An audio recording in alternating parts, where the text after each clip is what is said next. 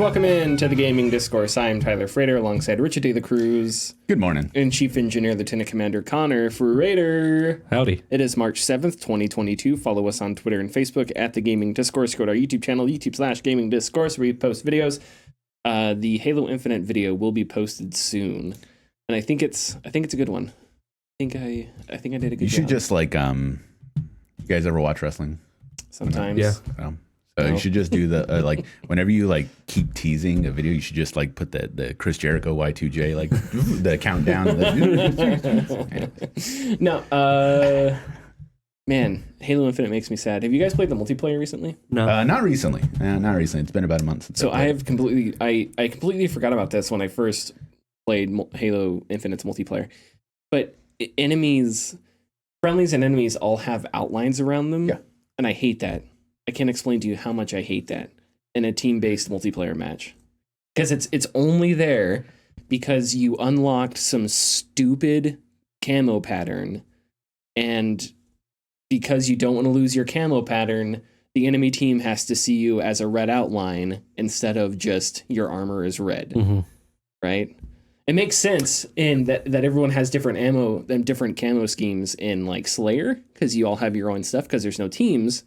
But in team mode, it forces this red apparatus that's really ugly around players, because if you want to allow all players to have their stupid cosmetics that they bought from stupid battle passes and stuff. But if you do that, then what's the point? If you apply a team-based when you color just have scheme, okay, I see what you're saying now. Mm-hmm. Okay, sorry, it just really bothers me that it just seems so stupid. Anyway, when I'm playing the game, I'm not going to notice anybody. But at that starting screen, you bet your ass it's going to force me to look at which players I'm playing with. Yeah. It's such an eyesore in the game that they just don't change your armor color. Anyway, enough about that. Video is going to come out soon. I recorded the script today, and then I have a lot of the footage, and it should be up next couple days sometime. So, and I think it's a good one. We've been playing Elden Ring, I assume. Yeah. Connor, I played a little bit of it. You played a little bit, and you played Pokemon. Yes, Pokemon Arceus. What would you like? You go ahead and start off the games. So of the two open world games I've played so far this past week, Elden Ring and Pokemon Arceus, Arceus takes the cake. It's totally biased because I don't like Souls games really that much. Sure. And I love Pokemon, so take it as you will. That is fair. But Pokemon Arceus is a blast. I'm loving it. The fact that I could choose between two of my favorite starters was difficult, but I ultimately went with Cyndaquil instead of Rowlet. Okay. Yeah, Rowlet, the little owl with the bow tie. Yeah. Beautiful. But yeah, no, it's a great game. One thing I wasn't expecting going into a Pokemon game was time travel. Yeah. Oh, weird. Yeah, you're sent into the past by one of the Pokemon gods. The Pokemon god. Sorry. Gods in Yes. No, literally God. Yeah. God. Yeah. Literal god Pokemon. Yes. I just thought Pokemon was about animals that liked ketchup or some shit. I didn't know there were That's gods specifically lore. Ash's Pikachu. Okay. No, when they started to do this bird is the embodiment of fire. When they started doing that, then it you had to keep growing, Yeah. and then they vetted And they're this is God. fine, it's God. That's where it all starts. Jesus. No, Jesus is a different Pokemon, but this is God. Yeah, and right before that, it was this one controls time, this one controls space, and so, This one controls both. We're done. Yeah, Jesus. But no, again, different. he Pokemon. looks like a spider. The Pokemon God sends you. I think it's the Pokemon God sends you back in time. It's silhouette, and it could be. I didn't get a good look at it. But yeah. So you go back in time to when Pokeballs were invented. Yeah, and Okay. it's this weird mashup in time, because you have very traditional looking Japanese aesthetic clothing and buildings. Then you have a giant brick building, and then you have these Pokeballs that do the laser beam magic thing. Mm-hmm. And then one of the people's talking about space-time, dimension shifting and space-time warps. And it's what the fuck is this world that they have thatched roof houses, but they know about quantum theories? That would be confusing. It's you just spec'd into one side of the tech tree in Civilization, and now you got rockets, but you're still fielding swords. That's a hilarious observation. Thank you. It's a truly funny observation, to quote some others. I think the Pokeballs are made out of wood too, right? It's an acorn and a rock. Oh, okay, all right. Yeah, way off. An acorn. Is that worse or better? I don't know. And I honestly, but like there's some that are made out of iron too, and it's confusing. Sold 10 million copies. Yeah, and super fun. The open world side of it, like going out into the little like sub regions and exploring and seeing the Pokemon just roaming in the wild. It's fun. Pokemon really lends itself to being an open world game, having the Pokemon out and not having to like stumble into them and then get into a fight, being able to choose when to fight, being able to use the the stealth mechanics to sneak up on a Pokemon and either try to capture it or engage it in battle while it's unprepared, so you get an advantage in the fight. Really fun. The alpha Pokemon that are in there sometimes scare the shit out of me. So I was sneaking up on a Teddiursa to capture. Teddiursa is a tiny little teddy bear looking Pokemon. And then I get the little indicator that I've been spotted by a Pokemon. I'm like, oh, is there just another Teddiursa around? So I turn around and there's a Ursaring, which is like a 8-foot tall Pokemon bear. But it's an alpha form, so it's even bigger, and it's charging at me full tilt. Like I'm just like, fuck, I'm dead. But I got out of there barely. I just ran. But yeah, super fun game. The open world really fits Pokemon. It just feels right to have like this open of an open world Pokemon game. Okay. After all this time. Yeah, you'd think this would have been something done a little earlier on. There hasn't been an open world Pokemon game? No, they don't need to. Yeah. They don't need to. They didn't need to change up the formula at all. Nope. Oh, okay. I didn't even know that. I've never played a Pokemon game. They could release a Pokemon game back in black and white, 8-bit graphics, and it would sell 10 billion copies. It would, yeah. No, it would for sure. It's fucking Pokemon. And you're going to give them the goddamn money to play the game. It's for the children. Yeah. All right. So Elden Ring. What a segue. That's the best. Yeah, man. What Elden Ring? I blinked in over 35 hours. Like is already gone. And I can't stop being amazed by everything I'm finding. Yeah, it's awesome. And not just ridiculous. Not just finding, but the subsequent feeling of dread, having to know that I have to explore that eventually, or I have to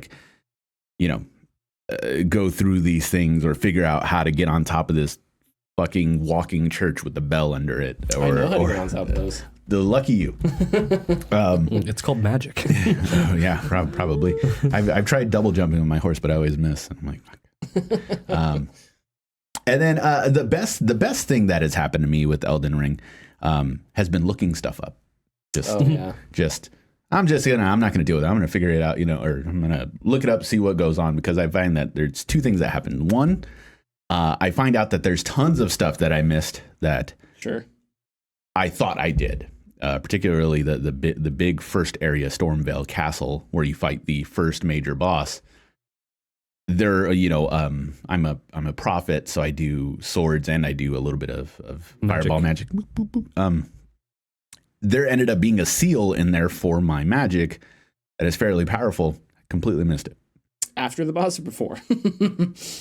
After I beat the boss, I found out I missed it. Oh, and I was like, whoa, so you go back in, of course. And I went back in, I grabbed it. And then I was talking to a coworker about the castle, and he's like, yeah, where you fight that snake boss and you fight that lion boss. And I'm like, what? He's like, yeah, there's a lion boss somewhere else, and there's a snake boss somewhere else. And I'm like, okay, man, I guess I got to go back, Mm-hmm. And then the second thing that I find that is also very stunning, and I'm not sure if it's a good, I don't know if it's a good thing or a bad thing. You have buffs and debuffs in the corner under your health bars, your magic bars and stuff.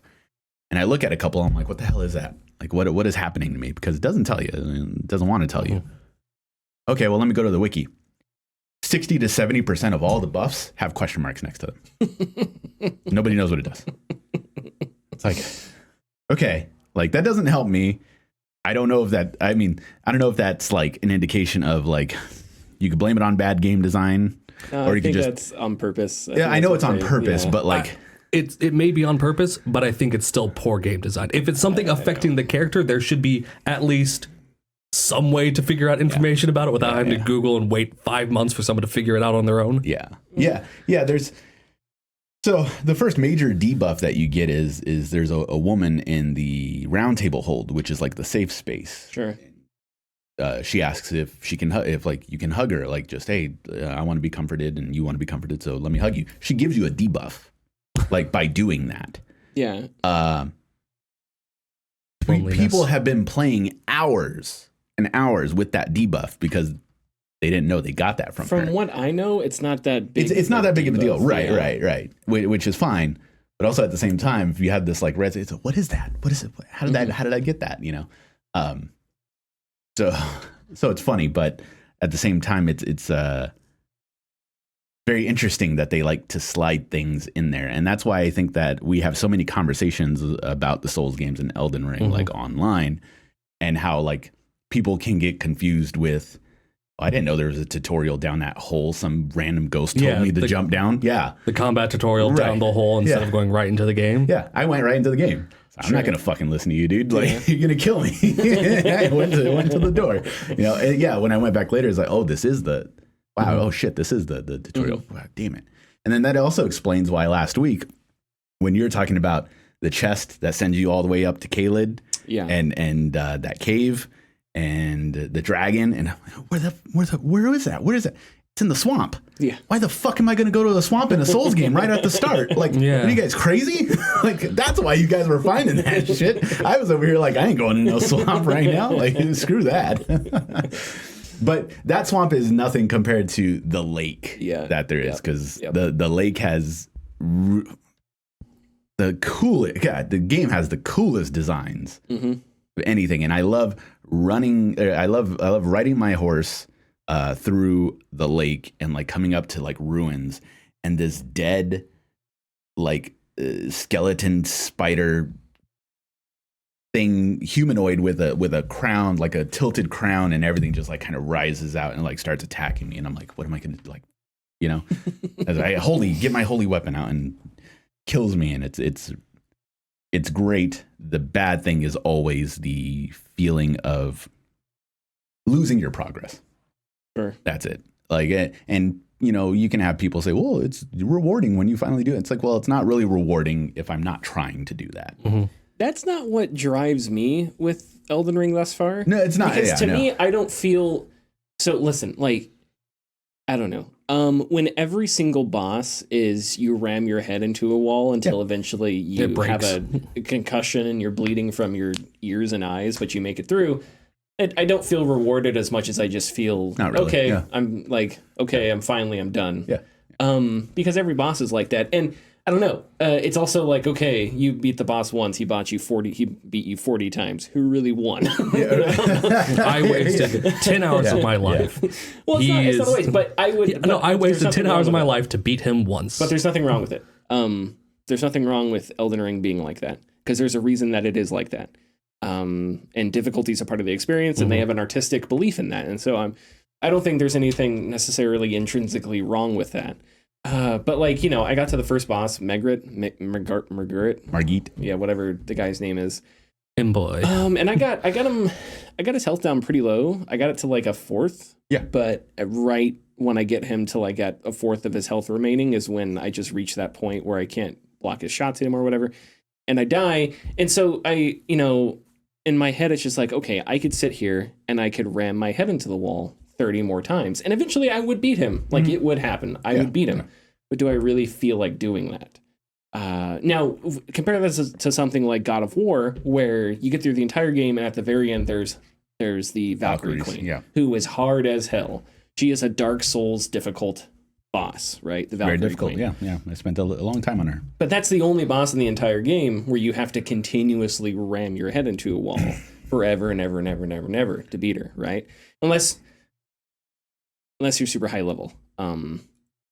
Once I leveled up a few things and got to a higher level, it was a little bit easier. But the point I'm trying to make here is when you have back-to-back bosses like that, or when there's 6 bosses that you find that feel like that, it sort of drains my interest in it because I just don't get the satisfaction that other people get from beating it. Yeah. I'm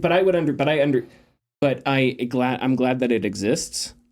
Because, nobody else, there's me and 12 other people like flying through space in Elite Dangerous, and everybody else on Earth hates it, know? Oh, yes, But that's the point, is that's what Elite Dangerous is, right? And so if you want to say you don't like it, that's fine. If you want to say it's intrinsically bad, that's an argument that you can't make because it's incorrect, right? Because you're arguing something shouldn't exist because you don't like it, right? There's not a something tangible, similar like that. There's not a tangible reason for it not existing, right? So I've hit a rut in Elden Ring where I still enjoy exploring and stuff like that, but it's like I've run into 3 or 4 bosses now that I just can't hold a candle to. So it's like, okay, what do I do? Do I keep exploring? I have a goal where I have a weapon that I really like that I don't have unlocked yet, but I'm 4 levels away from unlocking it. And it takes me about 7,000 souls to unlock. I'm like level 30 or something. Okay. So I'm thinking I'm going to try to unlock this weapon. I've saved up all my smithing stones so I can focus on this weapon because it's a weapon that scales off of faith, which is one of my high stats. So once I do that, then it's like, okay, great. I can try out this weapon and I can learn from it. I changed up my tactics. I was using a spear and shield, which a really defensive, conservative fighting style, but the spear doesn't do a whole lot of damage, and you can't attack groups of enemies with it. So I went to a broadsword. Broadsword, you're not as defensive, but you can take groups of enemies because it's big, gigantic swings, and it does a lot more damage. So now I'm sort of retraining myself to fight with a new weapon.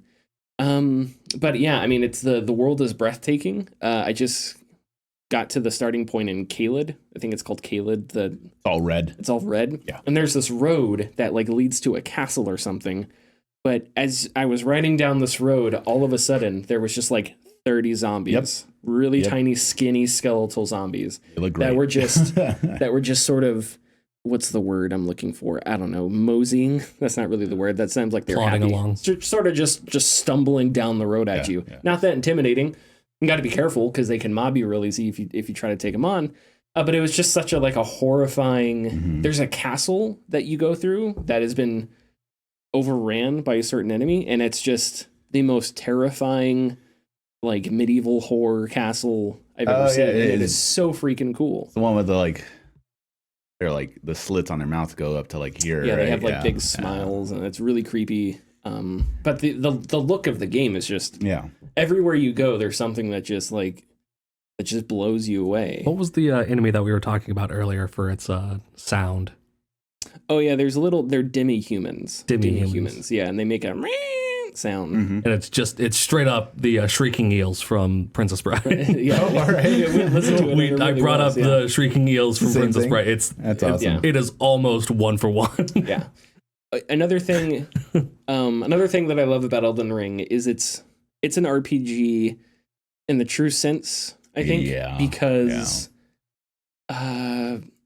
one thing that turns me off about looter shooters is there's no meaning to anything. You get a good gun, 12 seconds later you get a better gun. So there's just no meaning to looting it, But it's like with Elden Ring or really, I don't want to call them hardcore, but intensive RPGs like Divinity or Pillars of Eternity, whatever.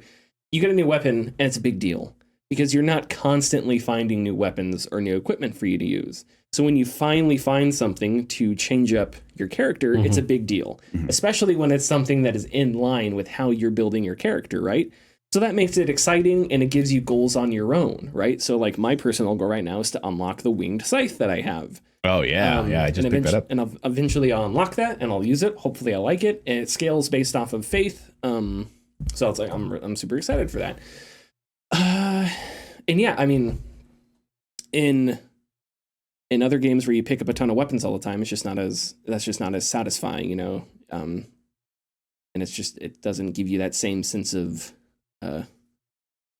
really building your character to what you want it to be. Yeah, and definitely when you bring up how RPG it is, it really is, because if you don't understand the basics of your stat sections, like your dexterity, your intelligence, and what exactly they do, you're going to end up boning yourself, like as far as like how you're building your character and how you want your character, because you'll realize that like, oh crap, I've spec'd into this stat, but I really needed to spec into this one. Sure, yeah. And I can't go back. Like I got to go forward, and every time you go forward, when you level up, it costs more and more to level up. Exponentially harder to level up. Yeah. So yeah, it is definitely something to watch out for, and something that at first I found frustrating until I read and understood like what it does. Then I was like, okay, now I got to focus on these and do these.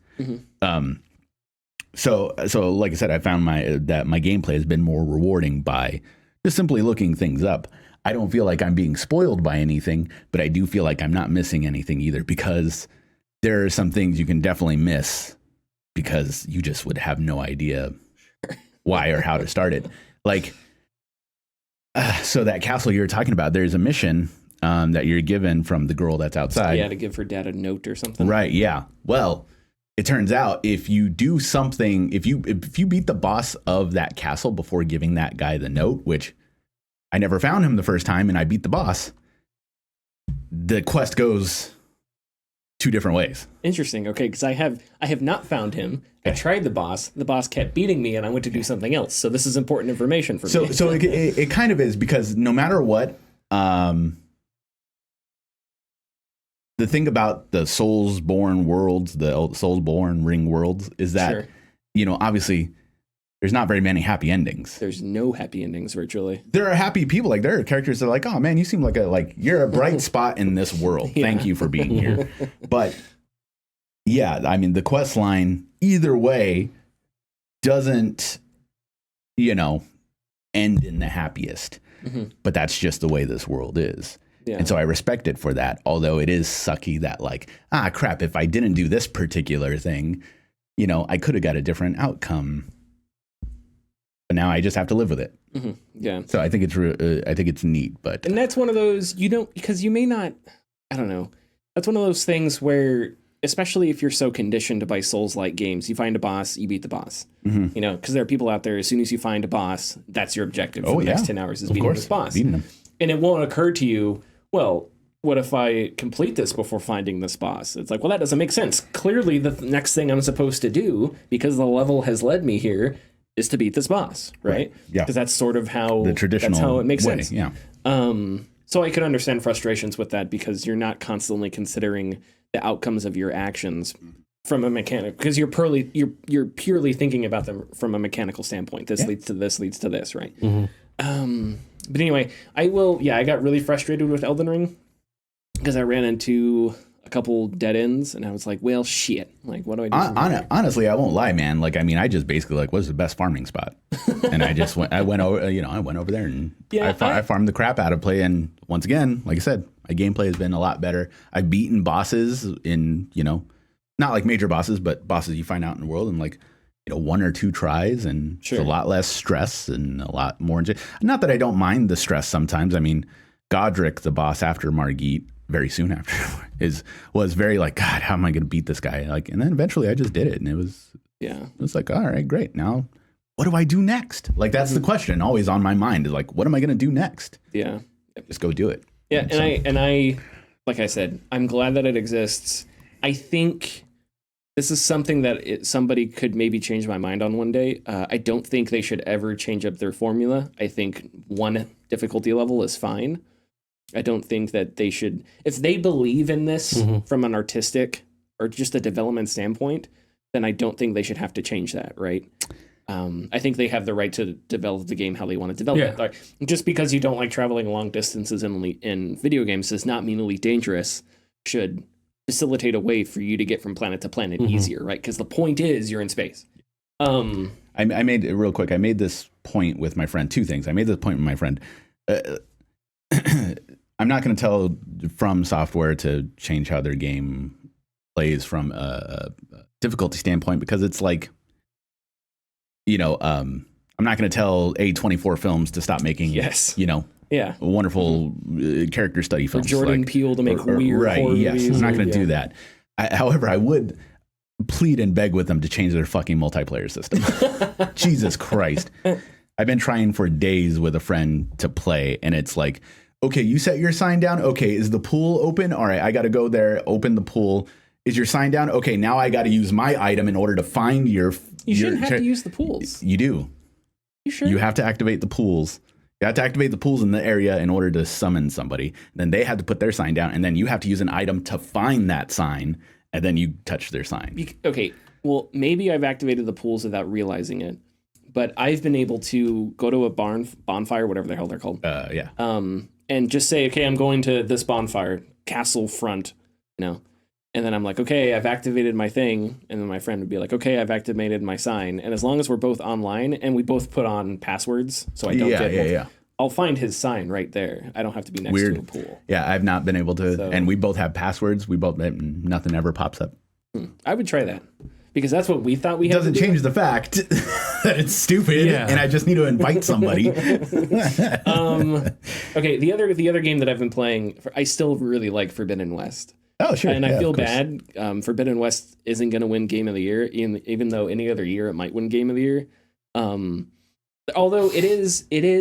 I don't think they ever set out. I don't think anybody ever sets out for that. I'm sure they set out to make the best game they want to. Yeah, but the reason I'm saying that is because it Last of Us 2 definitely tried to win Game of the Year. Sure. It didn't. It didn't win in 2017, even though it was like amazing. It won a couple, not from like Game Awards, but it did win from some publications. But what was I going to say? Blah, blah, blah. Oh, so Forbidden West is uncharacteristically buggy. Yeah, not in a broken way, but in a very Witcher way. Like there's just a noticeable way.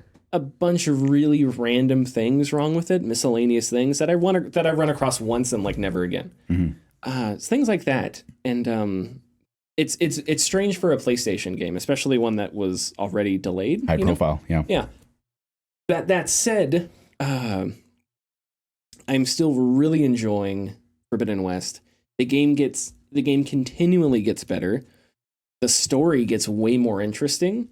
Horizon Zero Dawn was already a story, was already a science fiction story about the singularity, right? When AI when AI intelligence goes so quickly that humanity can't keep up with it and stuff like that. And Forbidden West really leans into that. Forbidden West has other themes that we've talked about. There's new characters that are really interesting, new relationship dynamics. What else was I gonna say? Oh, and Carrie-Anne Moss is in it, Trinity, which I had no idea. And I actually recognized her in a cutscene. I was like, that looks like, looked her up. I was like, she is in it. What do you know? She's done other voice work for video games, but I didn't know. But she's actually in this. Yeah, her face and everything. Yeah. Which I thought was interesting. But yeah, so it's okay, I'm going to keep playing Elden Ring. Because it's just you come across the mystique of it, the mystery of it. It's hard to drag yourself away from that, because it has stopped me dead. And when I came across the mausoleum, I was just like, "Are you?" Which one? The walking mausoleum. Oh yeah. It was just like, of course. This is something out of some A24 fantasy movie. Yeah, no, what is this? Last night I was so freaking awesome. I was riding past, and the big lake that's up north. I was riding past just a castle that's seemingly floating in the sky that's attached to just like singular like small pillar, and I'm just riding past it, and it was like the most like ruins all over the place. One of the most gorgeous things I've ever seen. And it's interesting because it's like there. What? Can't move furniture there. No, stay in place. And it's interesting because I don't like it all has to do with the environmental artists and the art design, because it's like I've taken photos in Horizon Forbidden West already, like even in the first 6 hours, that are just like, are you kidding me? This is a video game. This is a video game. Elden Ring looks great, but it doesn't look like Horizon or Last of Us 2 it's not so much picturesque as it is just wondrous. Yeah, but in the same instance, dark. Like, even it's been 5 years, but Breath of the Wild, there are certain parts where you're like, wow, that looks really good, and stuff, so it's I was just making a comparison about all this. Sure. Yeah. I think I am happy. So I one thing I am happy about regarding Elden Ring's release after Horizon is that so many people are talking about Elden Ring. I have no fear of catching any spoilers for Horizon. For Horizon. Yes. Sure. Definitely. And I can't wait to, because once I'm done, because there will be a point where I'm done with Elden Ring. Not like did everything. Hell no. I highly doubt. But I will just be like, I'm going to go to something else. Sure. That's the time for Horizon. And I can't wait for that because all my attention will be solely focused on that. Yep. Elden Ring is both games are surprisingly huge. They're both very big. Even like it's like an open world AAA game. Of course it's going to be big, but it's like, no, you don't understand. Like these games are very big. Like I spent 10 hours in the freaking introduction open world part of Forbidden West before getting to the open world part of it. Yeah. I think that's all I want to say. If you ever get there, definitely go back to Forbidden West. Because man, that story just gets better and better. Oh, I can't not. Horizon Zero Dawn was one of my favorite games in the last 10 years. And once you turn up once you turn up that difficulty and you start unlocking, I'm not doing that. You get multiple weapons and you unlock their. I was in a battle where, oh my god, with the you remember the Stalker from Horizon Zero Dawn? Is that the Raptor? The Raptor? No, it's it kind of looks like a panther and it turns invisible. Oh, yes. And you can't track it. Yeah, I remember those. I had a battle with two of those things and it was some of the coolest, funnest combat I've ever done in a game. And I had a... Sounds like they just copied Metal Gear Solid 3. Yeah. and then John Carpenter walks in. Sounds like they just copied all of my movies. No, but Snake Full of Skin. I was trying to... Escape from New York. There we go. Escape from New York. Okay, yeah. I was trying to work there. The joke kind of worked. No, what was I going to say? But anyway, so the stalkers are weak to electrical damage, right? And I have the tripwire that you shoot a stake here and a stake here and then make a wire, And the alt ability I have for the tripwire gun, it fires both stakes at once, and it'll put the wire in without you having to aim twice, which is really useful. Yeah, awesome. It's not as long, but it's super useful. It just sets up. So it was this fantastic little piece of combat where it would shoot at me, I'd shoot at it, it would disappear, and I would disappear into grass, and then we'd both be like looking for each other. And it would come out of stealth, and I'd be like, "Oh, there you are!" And I would like fire. That's just straight up Predator. Yeah, I would fire electric, where it was trolling, and then it would patrol into it, and I'd pop out of the grass and start shooting it again. God, the combat is it's just so freaking good in that game. And anyway, okay, yeah, I think we're good. I just had a little bit to tack on with Elden Ring. Yeah, and this is my biggest gripe about Elden Ring and Souls types games, is I think that information specifically pertaining to your character needs to be easier to access and easier to read. Yeah, I agree. Because I spent an hour and a half when I was after the podcast playing, and I was doing a dex build, Soul or Warrior, I think it's called. And I went to upgrade my weapon. Went up weapon scales on dex. All right. Yes. I upgraded my dex. I went to go upgrade the weapon, and the weapon damage value went down. And I couldn't figure out why. That is weird. I don't know why. And I spent an hour and a half Googling, trying to figure out if maybe I was like doing something wrong in the game. Yeah. Couldn't figure it out. And there's no explanation in game to like, this is like, it gives you little hints like this is how you do weapon upgrades. Like this is how you like level up for stuff like that. But there needs to be clearer information about the player character. Not necessarily the world, not, go here, do this, but like doing this does this on the character. Like make that information more clear. And I think that is less of an artistic choice and more of that feels more like an active choice of withholding information from the player. And I'm not a fan of that. I feel like if it's specifically about me making choices on my character, there should be a little bit more information available for me. Yeah, I agree with a little bit of that because I have complained a couple times to my friends because it's, once again, I mentioned if you don't spec correctly into your character or what you're doing, you can bone yourself. It's like, why can't I play the way I want to play? Like regardless, like why do I have to specifically like lean towards those things? And it comes with that because my friend, when I was playing with her, she was explaining, yeah, look down like where your weapon is and it shows STRINT, like, and if there's a grade by it, that's how it levels up. So you need to level up to that. And I was like, oh, well, thanks for you telling me that, but the game didn't tell me that, you know. So, but that's just maybe because we played games for so long that specifically like this is how you do this. But I don't know, whatever.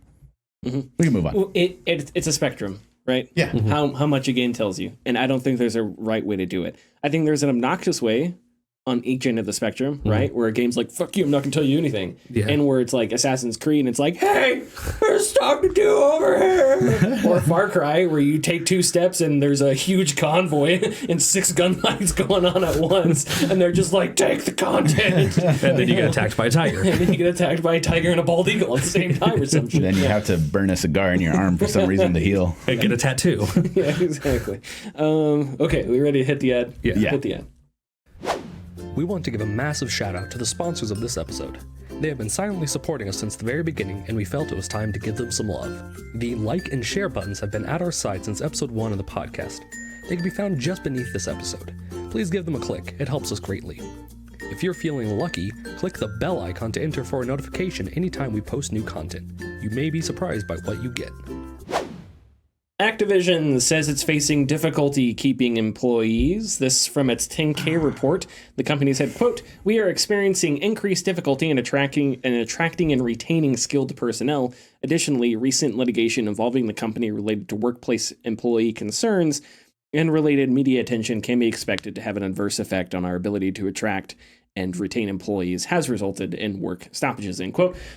Also included in the company's risk factors are unions, as Raven Software voted to form, as well as Activision's reliance on a small number of franchises. In 2021, revenues from Call of Duty, Candy Crush, and World of Warcraft accounted for 82% of their net revenue, which is a lot. That is a lot, yeah.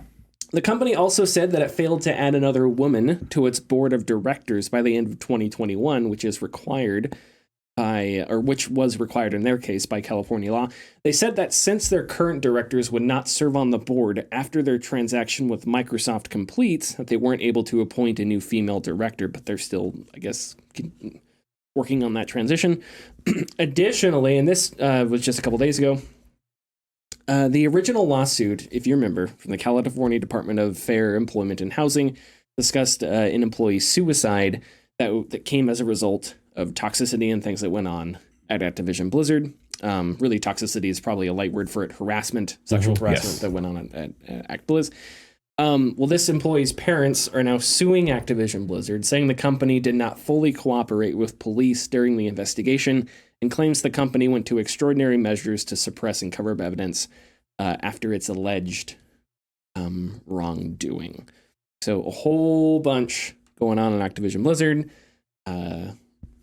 It's kind of weird, these two stories put together, but it's one of those things where I don't know how to break them up because it's all involving the same company. I think unless you guys want to say something, I'll just let that, I don't know. You don't come back for that. And I don't know how people were fired immediately. And you got to remember, what was Activision's response to the lawsuit? It's all fake. This is nonsense, blah, blah, blah. And now look, and it sucks to bring up this story because it's something that, of course, needs to be dealt with and you want to hear. But now we're in this interim position to where they have been bought by Microsoft or in the process of being bought by Microsoft.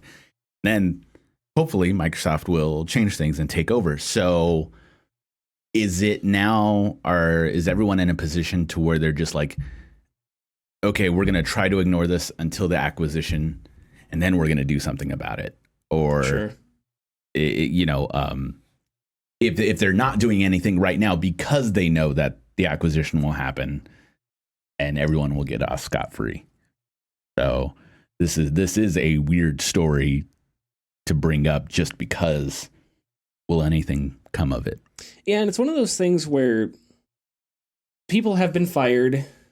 J. Allen Brack is gone, right? He resigned. So there were high-end executives that left their positions.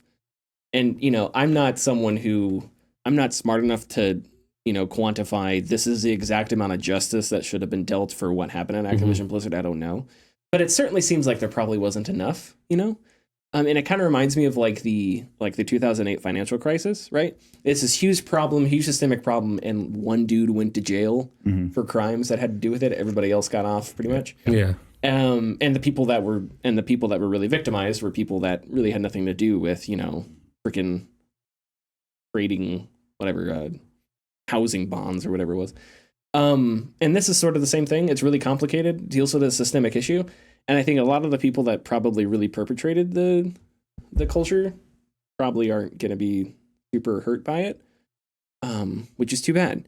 Now, on the business front of things, that is a lot of eggs in one basket. And I do wonder if because these companies are not forward looking. It's all short-term goals, which we'll talk about more of that here in a second. But it's all short-term goals with these companies. So here's a long-term effect of a short-term goal: is you now have 3 games that account for 82% of your net, net revenue, and you have Blizzard. Like, that seems asinine to me, right? So why is that? Is it because you created an environment where you were making so much money off of one thing that is now unsustainable, right? Because if you don't continually support that one thing, and you have to have so many resources supporting that one thing, that if that one thing doesn't perform, everything else crumbles underneath it, right? Almost like a financial crisis. Instead of having a diversified portfolio of a bunch of things that you sell, you have 3 things that you sell and everything else that you've fumbled around with for the past 10 years. And that's frustrating. And they listed under their risk factors, they listed that and unionization, right? And I would love to, why did the unionization happen? Was it because everything was perfect at Activision Blizzard and employees decided to unionize? Or was it because your company was atrocious, you got sued, employees said, all right, you know what? Enough is enough. Enough is enough. A few of them took action. A lot of them took action. A few of them, started a union. If you consider that a risk, it is a self-imposed risk, because that is a problem that you could have facilitated a solution to and you didn't. So now here you are. And so I get a little, I don't know. I mean, just when you're reading a really black and white 10K, it's like risk factors, unionization. And it doesn't read off as though it leaves out the details that those unionizations were a result of the company's failings to handle harassment and workplace toxicity, And that makes me annoyed. Because if the company were great, they may not have to deal with it. And great companies, even if great companies are great and employees want to unionize, they should put up with that anyway. But this is a different case. I got a great quote here from Matt Piscatella about how if Call of Duty misses a year or which it will whatever, this year, next year. Yes, and this is regarding that article. Which year? Sorry, it's 2023. So next year it's coming out this year because it's Modern Warfare 2 this year. Yeah, okay. And then next year it will be out. But anyways, in regarding to that news and regarding to you have a pyramid of those 3 games, WoW, Candy Crush, and COD. If one of them falters, something will happen. He says, regarding the delay, this would be a huge blow to retail and to the premium gaming segment as a whole. It would also accelerate the shift away from premium releases where consumers purchase upfront to games supported by sales of DLC and microtransactions. Not sure if the acceleration could be slowed afterwards. He adds, subscription spending growth already turning exponential and recurring spending already becoming majority of spend on consoles. This would basically cause a leap forward in those trends, big repercussions possible if true. So, because there won't be a new Call of Duty to come out, the money would just be spent on microtransactions and new DLCs, which would create, a new, forgot the word. Demand? Yeah, I suppose so. you see the result of that, and some investors, some jabronis, like, hey, look what all the kids did. Let's do that next year. They're spending just as much on smaller content we make. Let's just do that, break it up even more. And what we have to ask ourselves is that the game industry that we want? That's already being voted upon, unfortunately. Well, and that gets down to the definition of want, right? Because Strauss-Zelnick, well, I think if tomorrow pink underwear was the hottest selling thing in the world, Strauss-Zelnick would tell you, oh, we're going to pivot 2K to pink underwear because blah, blah, blah, blah, blah. Because in, executives' minds, want is just where the money goes, not necessarily any sort of qualitative. There's no qualitative definition there, right? It's just like with NFTs, If eating trash were a big thing, companies would have an eating trash CFO, who's all about eating trash and goes on eating trash websites to defend eating trash. But instead, it's NFTs. Trash. So Ubisoft has NFT executives who go out on cryptocurrency sites and answer questions and don't understand why players don't like cryptocurrency.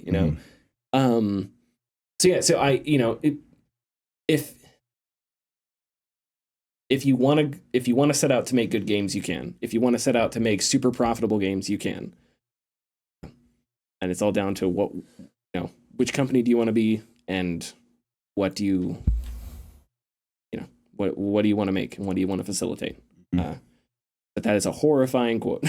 Regardless, I'm sorry, Connor. Go ahead. I was going to say, I think ultimately, whether or not it's what the actual consumers versus what business insiders see as people wanting.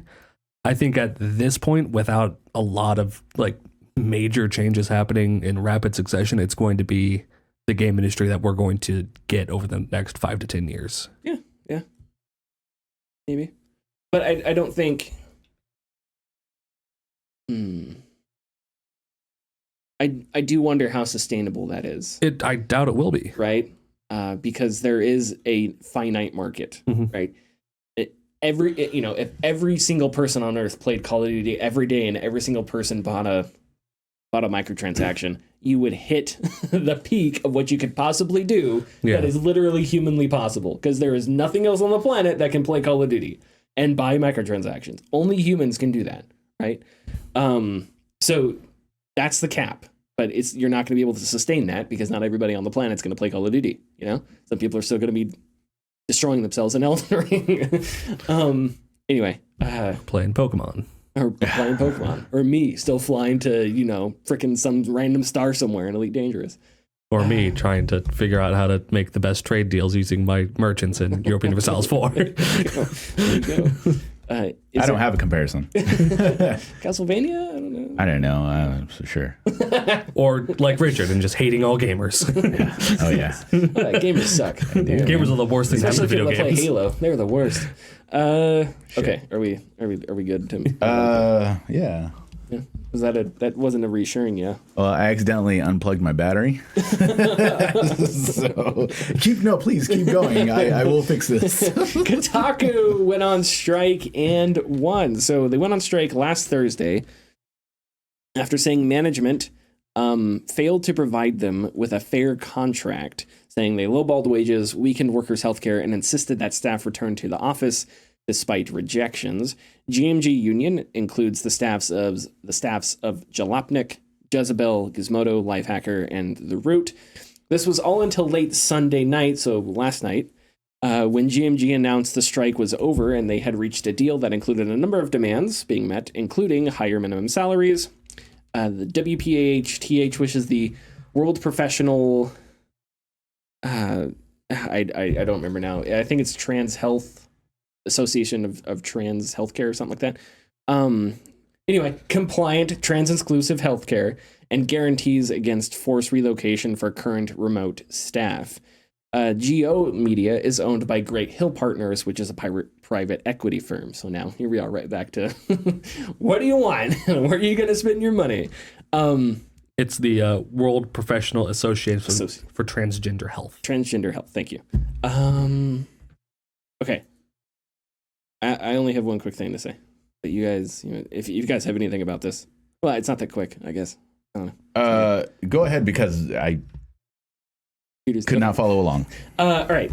So everybody should think this is a good thing. Yes. Not only because some people went on strike and they won, whatever, but if you want independent sites, if you want sites that'll call Bobby Kotick an asshole in their title, as should be appropriate, this is the sort of thing that needs to happen, because private equity firms buying up outlets in whatever field, those goals are not aligned with the goals of quality content that produces critiques and good reporting, right?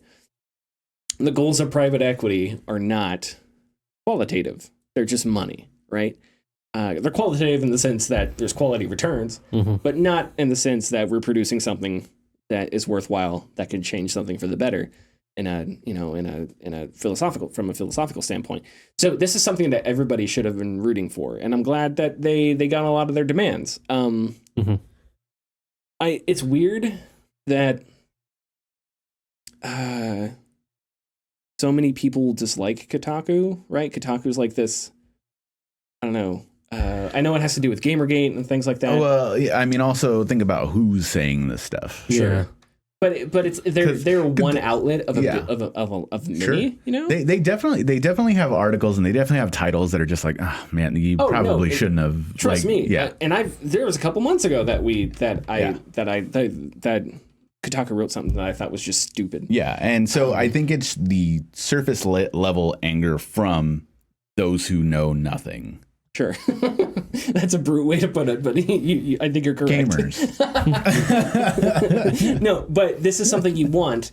Yeah, because it's good to, there's different levels of speaking truth to power, right? There's the big J journalism speaking truth to power, where, it's 60 minutes and, I don't know, I can't do a 60 minutes impression of anybody, but it's like, serious questions.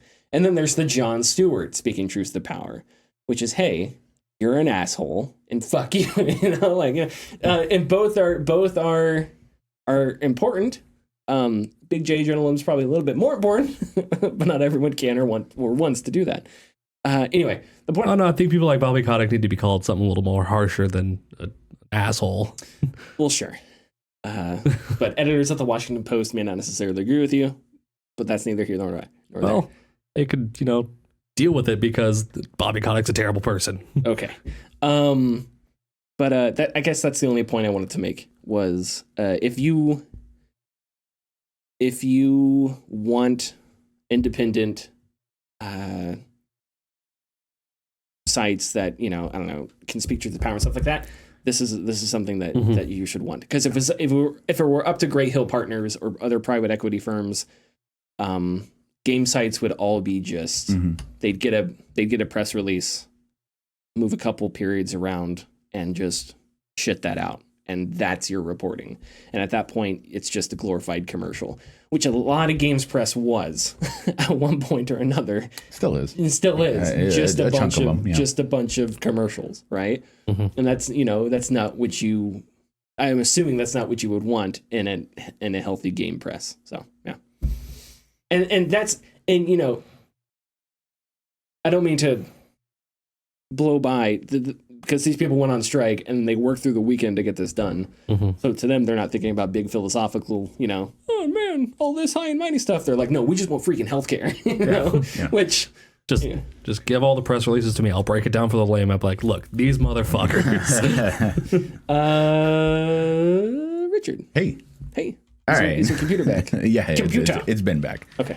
But I guess, I'm going to be redundant, but just that last story, it's like, yeah, there is all of those things are a huge win, especially for the gaming journalism community, because they are notoriously underpaid and overworked, and all of these things that they have won from this union are stuff that we should be getting because times change, and this is what the workers of these places are clamoring for. So you need to give that to them. Although depending on where you live, you may be handsomely paid by Kotaku. I don't know if you looked at a minimum salary, but it's nice. It's not bad. We saw but it of on course, Kotaku Right, now. but is that comparatively to but if you're like living where in you're New York, living? Yes, exactly. yeah. If you're living in New York or San Francisco, sounds Right. great. Yeah, exactly. Which I think a good chunk of them are. So Yeah, sure. Anyways, staff is leaving Twitch over strategy disagreements.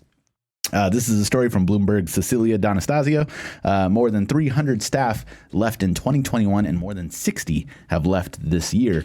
This includes the chief operating officer, chief content officer, and head of creator development. 7 current and former employees say the departures are due to Twitch losing touch with its community. Not the first time we've heard that. Sure. Sources say that Twitch has focused more on expanding and making money off its streamers rather than listening to or understanding them. That's also something we've heard before. Yeah. Now, just when you start making more money than what, like that's what happens. Marcus Graham, who was head of creator development before leaving in late January, faults Twitch's approach at becoming a mainstream service, which included hiring outsiders uninterested in the business and culture. Quote, we went down the Silicon Valley route, hiring from Facebook, from Twitter. Many recruits were unwilling to learn what this community was and why it was special. Another former employee said, quote, the customer was the content creator. If you're not passionate about the product, you're not really looking at it from the customer's lens. And so you don't have the same level of empathy, end quote. A company spokesperson said that streamers input guides every aspect of decision making and that employee retention improved between 2020 and 2021. According to the story, it was around 2017 when Twitch began hiring people from non-gaming companies like Amazon and Pandora. Weird, Pandora. Yeah. Between 2015 and 2018, Twitch's workforce expanded from a couple hundred to more than 1,000, mostly from outside the gaming/live streaming industry. I don't know if at this point, I don't know if there's a good way to do a creator economy, right? Because I remember Jim Sterling once talking about how, and this was a while ago, that YouTube would like to live in a world where it has fewer creators, right? Making more than a bunch of creators. And I think that's probably right around the same for Twitch. Twitch is harder to talk about because it's just not an arena that I involve myself in, you know? So it's just not something that, you know, I know that a lot of requested features they've worked on, but we've covered how with abuse and stuff, Twitch, you know, has really struggled with that. And I don't know if there's any company out there that would be good at handling that stuff, but that doesn't necessarily mean that you shouldn't receive criticism for not handling it well. And yeah, I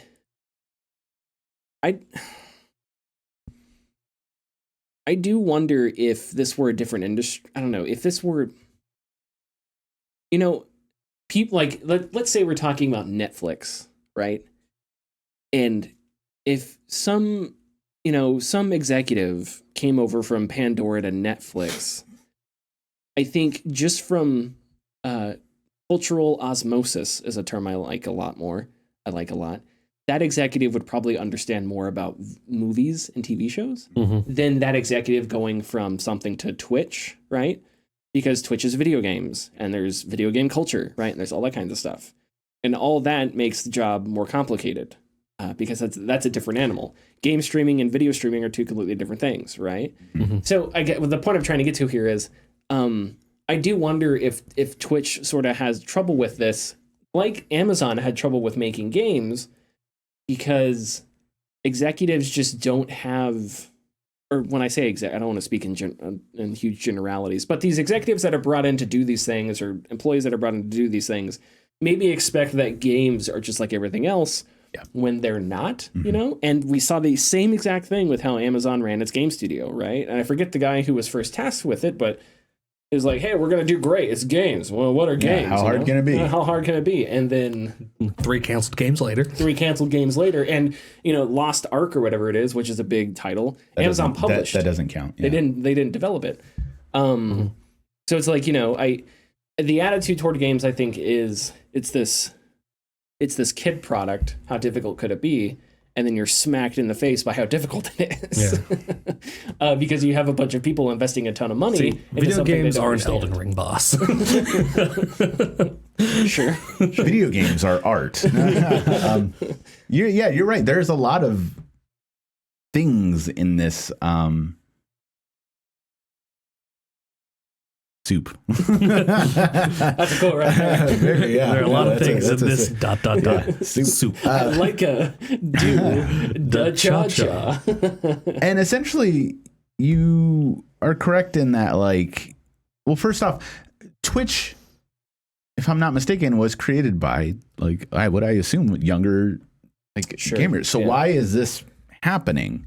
Especially like getting because they got bought out and old people now running. Oh, yeah, they got bought out by Amazon, didn't they? Yeah. Oh, fuck. Yeah. Jeff Bezos runs it now. He doesn't know damn thing about anything except for making money. We know why this is happening. But I like what Sterling said about how YouTube wants smaller creators creating more than a ton of creators. The problem with Twitch is that everyone would love to play video games for a living. Sure. And so that attracts a huge audience. So now they have to circumvent and find a way. They have this problem of like, crap, now we got to find a way to split all this money with all of these people when they really want to keep the money for themselves and split it to a far fewer amount of people, just like YouTube. So that's wild. But I think that the attraction of getting people from other places, I think, is just the old way of doing things. That happened all the time. I mean, oh yeah, I have this example off my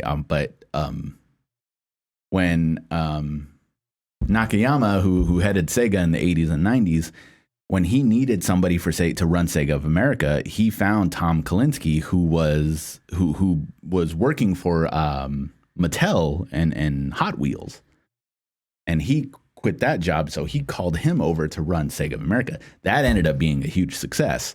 So I think that people, or these executives or shareholders, whoever, would rather take the chance of somebody who's been around longer, even if they don't have the experience in the thing that they are running. Sure. Because, see if it sticks. So, and now we're in this problem. Yeah. I guess if you're Twitch, one thing you can rejoice in is that there still isn't a major competitor somehow. I don't know if Facebook gaming considered as big. Don't they do they? I keep seeing whenever I log into Facebook to check on the latest sporting news, I have there's always some stream of some dude playing something. I scroll right past it, and I don't think YouTube has gotten much bigger. And Mixer is gone, or whatever it was called. Was it called Mixer? Yeah, and Mixer is a strange thing because I thought they were doing well. That was weird. Like they weren't Twitch huge, but I mean they were standing around. Not in the lazy sense, but just PSP held its own against Nintendo DS. Mixer probably could have done the same, but I just don't know what happened with that. Sure, it's weird. Yeah, so they don't have it, and that's the same thing with YouTube. Like YouTube doesn't have a major competitor, so they can get away with a bunch of stuff that if you had a major competitor, you probably couldn't get away with, and that's a feature of the internet right now that is shaping our world. So in some ways huge, and in other ways subtly, that it's kind of horrifying when you think about. Because imagine if grocery stores became a thing, and across the United States we had one grocery store brand or whatever. That'd be terrifying. Anyway, are we I just want to tack on to what you said about executives coming in and not understanding the video game culture. And I think it goes a little bit deeper than that too. They just don't understand the cultures of Twitch. Because there's more on Twitch than just video games. Sure, yeah.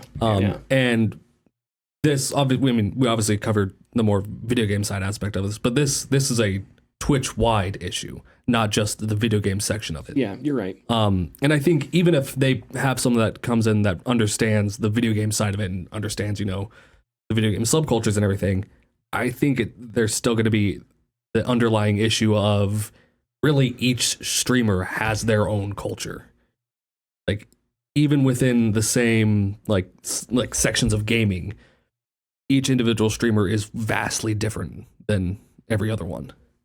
And I think that's not something that you can easily have someone understand coming in that hasn't been in Twitch already, or hasn't been part of Twitch either as a streamer, a moderator, or a person who constantly is watching different streamers. Sure.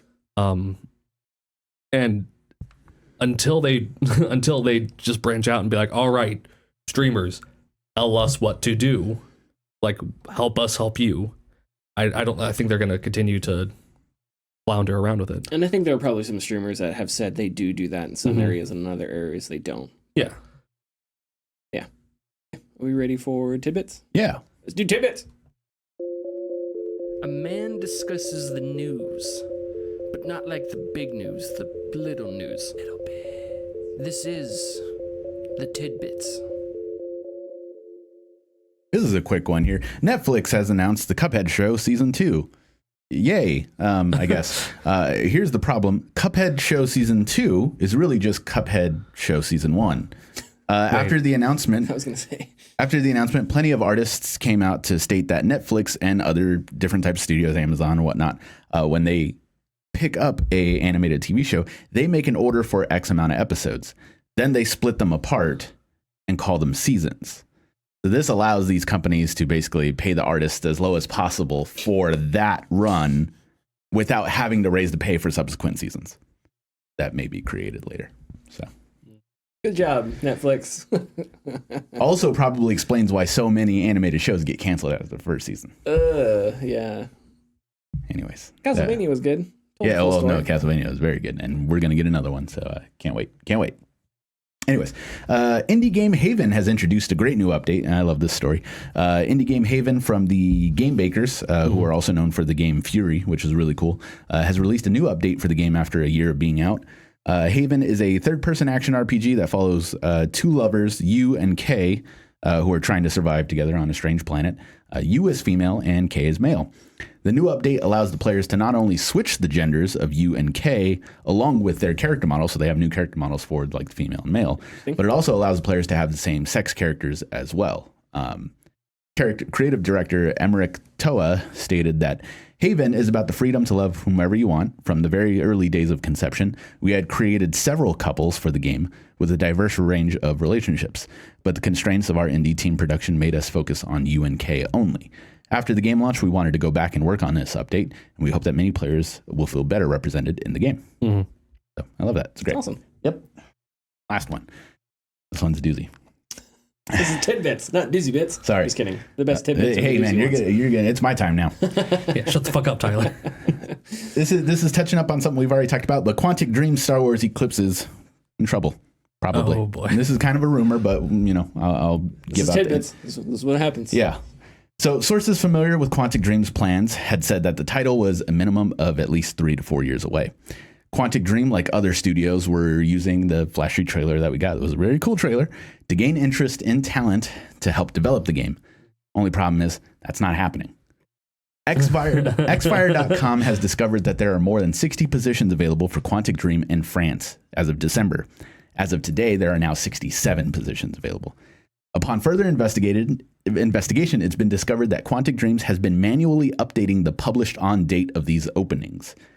So Xfire has used archive.org to verify the exact same listings with the exact same URLs and wordings has been updated frequently for the last 2-ish years. So these same job listings are just the same job listings that have always been there, just updated every now and again. Including senior positions, excuse me. Rumor is that Quantic Dream wanted to use Star Wars Eclipse not only as a way to attract talent, but also a way to attract buyers for the studio as well, which doesn't seem to be happening either. I'm not sure.